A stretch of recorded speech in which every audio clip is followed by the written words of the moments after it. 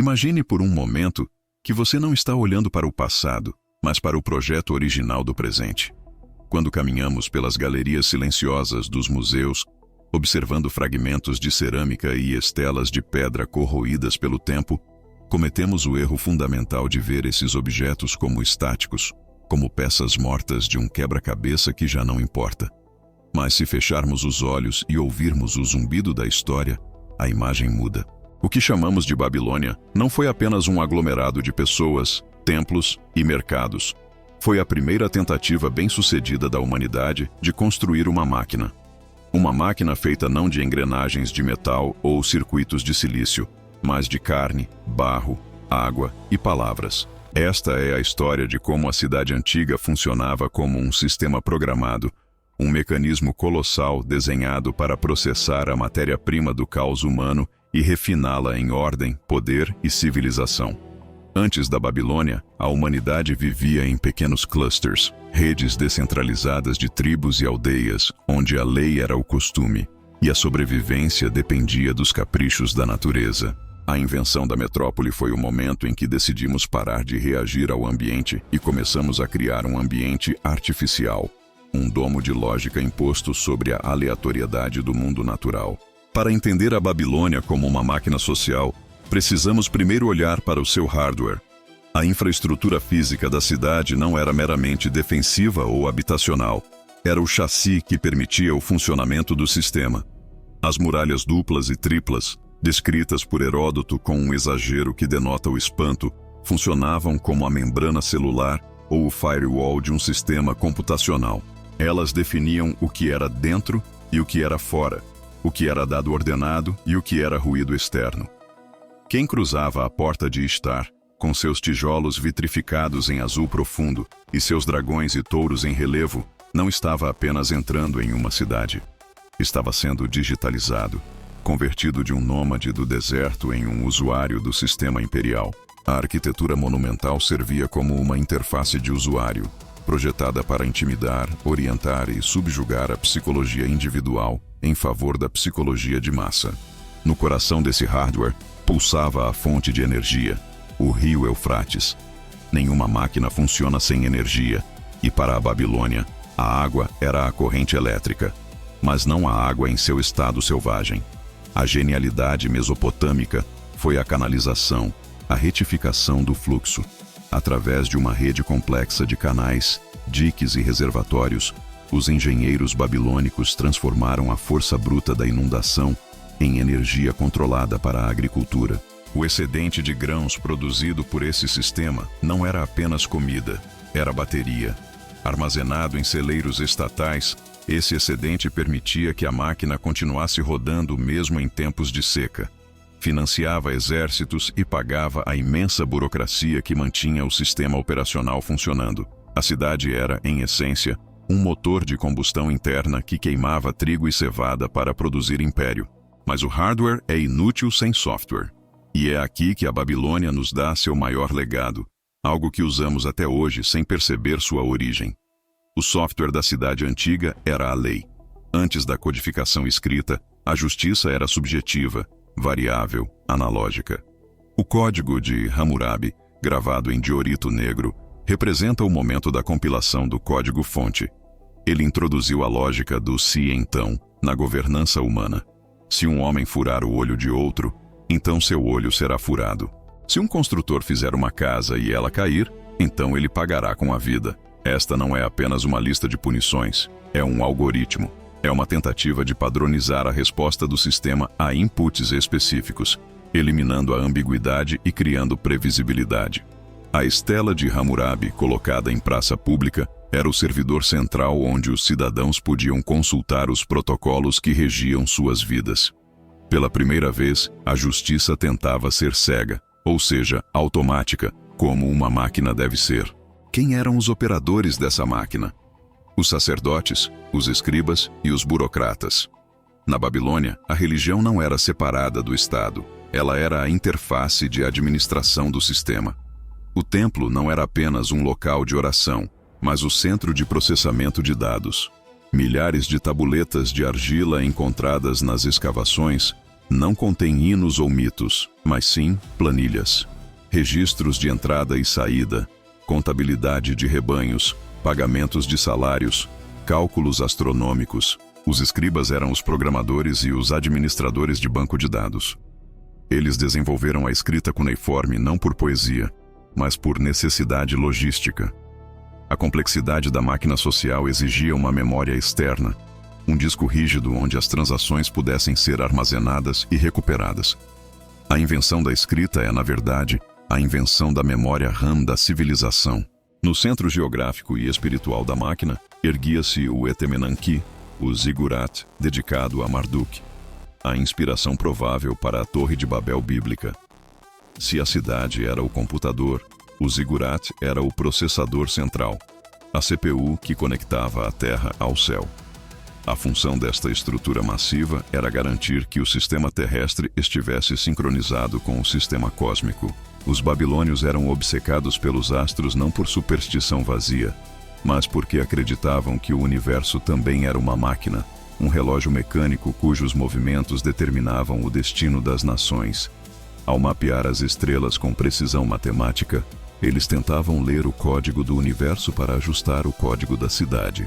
A adivinhação e a astronomia eram formas de análise preditiva, tentativas de antecipar bugs no sistema, fomes, guerras, inundações, e executar patches de correção através de rituais e sacrifícios. A sociedade babilônica era estratificada com a precisão de um diagrama de arquitetura de sistemas. No topo, o rei, o usuário mestre, aquele que detinha as senhas de acesso aos deuses. Abaixo dele, uma hierarquia rígida de classes. Os Awilon, livres, os Mushkenon, dependentes ou plebeus, e os Wardum, escravos. Cada classe tinha funções específicas, permissões de acesso limitadas e protocolos de interação definidos. A mobilidade social existia, mas era lenta e controlada, como a atualização de um software legado. Essa estratificação não era acidental, era um design de eficiência. Para que a máquina social funcionasse, cada peça, cada ser humano, precisava desempenhar sua função sem atrito. A individualidade era um erro de sistema. A conformidade era a métrica de sucesso. Considere a economia dessa máquina. A Babilônia operava como um hub comercial global, um roteador de mercadorias que conectava o Golfo Pérsico ao Mediterrâneo, o Oriente ao Ocidente. Os mercados da cidade eram os processadores de transações, onde valores eram trocados e a riqueza era gerada através da circulação. A invenção de pesos e medidas padronizados foi crucial para isso. Sem um padrão universal, um protocolo de comunicação comum, o comércio trava. Os babilônios impuseram seus padrões, criando uma linguagem econômica que permitia que um mercador de longe interagisse com o sistema local sem erros de compatibilidade. O ciclo de prata tornou-se a unidade de conta, o precursor do dinheiro moderno, facilitando a abstração do valor e permitindo que a energia econômica fluísse com menos resistência. Mas, como qualquer máquina complexa, a Babilônia estava sujeita à entropia e ao desgaste. A manutenção desse leviatã social exigia um esforço constante. Canais assoreavam e precisavam ser dragados. Muralhas rachavam e precisavam ser reparadas. Populações conquistadas se rebelavam, introduzindo vírus de dissidência no corpo político. A história da Babilônia é também a história de suas falhas de sistema e reinicializações. Quando os assírios destruíram a cidade sob Senaqueribe, eles tentaram formatar o disco rígido, apagar a memória da máquina. Mas o sistema era robusto demais. A cidade foi reconstruída, o código foi restaurado, e sob Nabucodonosor II, a máquina atingiu sua versão mais potente e luxuosa. Os jardins suspensos, se existiram como descritos, representavam o triunfo final da técnica sobre a natureza. Eram uma demonstração de que a máquina podia simular a própria vida, criando uma montanha artificial e irrigada no meio de uma planície árida. Era a realidade virtual da antiguidade. Um ambiente totalmente controlado, onde a elite podia desfrutar de uma natureza higienizada, livre dos perigos e desconfortos do mundo real fora das muralhas. Isso demonstra uma verdade fundamental sobre a cidade como máquina. Seu objetivo final é o isolamento do caos natural, a criação de uma bolha de ordem perfeita. No entanto, a dependência excessiva do sistema centralizado também foi sua fraqueza. Quando Ciro, o Grande, da Pérsia, conquistou a Babilônia em 539 a.C., ele não precisou destruir a máquina. Ele apenas trocou a administração. A lenda diz que ele desviou o rio, cortou a fonte de energia e entrou pelos leitos secos. Se isso é verdade ou mito, a metáfora é perfeita. Ele hackeou o sistema. Ele encontrou uma vulnerabilidade no firewall e a explorou. Uma vez dentro, ele não demoliu a burocracia, nem queimou os registros. Ele se apropriou deles. A máquina babilônica era tão eficiente, tão indispensável, que os conquistadores se tornaram seus novos operadores. O sistema assimilou os invasores. A queda da Babilônia como centro de poder político não significou o fim de sua arquitetura lógica. Pelo contrário, o software babilônico foi exportado.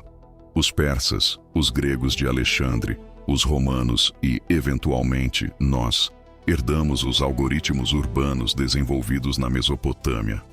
A divisão do tempo em 60 segundos e 60 minutos é um legado direto da matemática sexagesimal babilônica. Cada vez que olhamos para o relógio, estamos rodando um subprograma escrito na Babilônia. A ideia de lei escrita, de juros compostos, de contratos comerciais, de planejamento urbano em grade, de administração estatal centralizada. Tudo isso são fragmentos do código-fonte original que ainda estruturam nossa realidade. A cidade moderna é apenas uma iteração mais rápida e complexa da Babilônia. Nossos arranha-céus são os novos zigurats, templos do comércio que tocam o céu. Nossos servidores de dados são as novas bibliotecas de tabuletas de argila. Nossa internet é o novo sistema de canais, transportando informação em vez de água, mas cumprindo a mesma função de conectar e energizar o todo. A segregação social, a vigilância, a necessidade de identificação e controle, a transformação do cidadão em um número de registro, tudo isso já estava presente, em versão beta, nas margens do Eufrates. Ao estudar a Babilônia como uma máquina social, deixamos de ver a história como uma narrativa de heróis e vilões e passamos a vê-la como a evolução de sistemas. Nabucodonosor não era apenas um rei tirânico, ele era o CEO de uma corporação estatal massiva, obcecado com a eficiência e a expansão de sua marca. Os profetas hebreus que amaldiçoaram a Babilônia não estavam apenas criticando a idolatria. Eles eram os críticos do sistema, os que denunciavam a desumanização inerente à vida na mega-máquina. O lamento dos exilados era o som humano sendo esmagado pelas engrenagens da burocracia imperial. A arqueologia digital nos permite reconstruir não apenas as paredes, mas a lógica invisível que as sustentava. Podemos simular o fluxo de pessoas pelas ruas processionais, calcular a capacidade calórica dos celeiros, modelar a propagação de ordens reais através da cadeia de comando. E o que vemos nessas simulações é assustadoramente familiar. Vemos que a ambição humana não mudou. A vontade de impor ordem ao caos, de criar sistemas que sobrevivam aos seus criadores, é a força motriz da civilização. A Babilônia foi o laboratório onde esse experimento começou. O colapso final da Babilônia física, séculos depois, quando foi abandonada e engolida pela areia, serve como um aviso. Máquinas sociais requerem manutenção constante. Quando a crença no sistema desaparece, quando os operadores abandonam seus postos, quando a energia cessa, a entropia vence. As muralhas de tijolo cru, sem cuidado, derretem sob a chuva e voltam a ser lama. A complexidade se desfaz. Mas a ideia da máquina persiste. Ela migra. Ela encontra novos hospedeiros. Hoje vivemos dentro de uma Babilônia global. As fronteiras são digitais, as leis são algoritmos de computador e os zigurats são virtuais. Mas a dinâmica básica permanece. Somos peças em um sistema vasto e interconectado, desenhado para maximizar a produção e manter a coesão social através de protocolos rígidos. Olhar para a Babilônia antiga é olhar para o espelho, é entender que a tecnologia muda, mas a sociologia da máquina permanece constante. Portanto, Quando você vir as imagens das ruínas escavadas no deserto iraquiano, não sinta pena daquelas pessoas antigas por sua tecnologia primitiva. Sinta respeito. Eles construíram o protótipo. Eles escreveram o código alfa da civilização. Eles enfrentaram o terror do universo aberto e construíram uma caixa de ordem para se abrigarem. Eles foram os primeiros engenheiros da alma humana coletiva. A Babilônia não morreu. Ela se tornou o mundo. E nós somos, todos nós, cidadãos desse sistema imortal, repetindo os mesmos rituais, obedecendo às mesmas lógicas, sonhando em tocar o céu com nossas torres, enquanto tentamos desesperadamente manter a máquina funcionando por mais um dia.